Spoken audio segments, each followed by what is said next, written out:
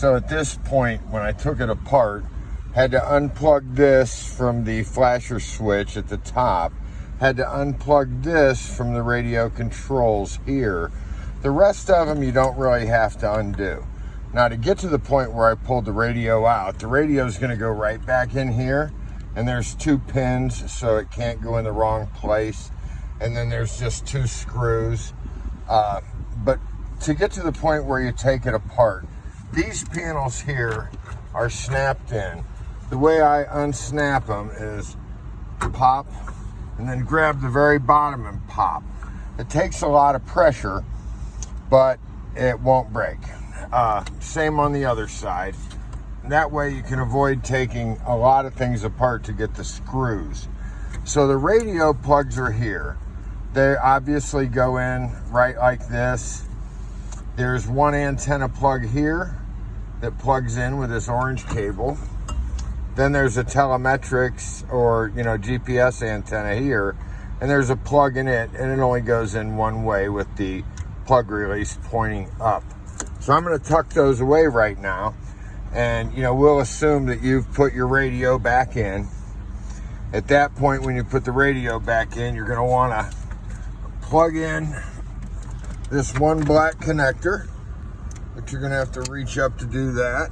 And then this connector, the actual tab goes down. Okay, and once we have that in, you're going to have to pull this up a little bit to stick that underneath it like so. The same on this side. And once we get that in place, we just push it in, it snaps in, then that snaps back in, and this snaps back in.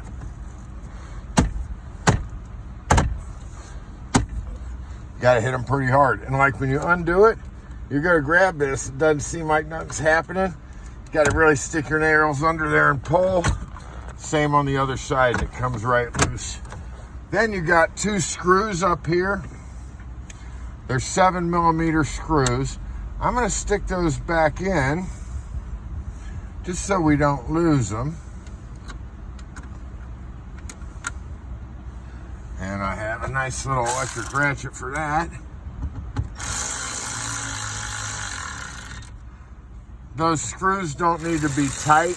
They just need to stop. When they stop, it's done. Then there's a little mat. You see these 4 little pegs go in here.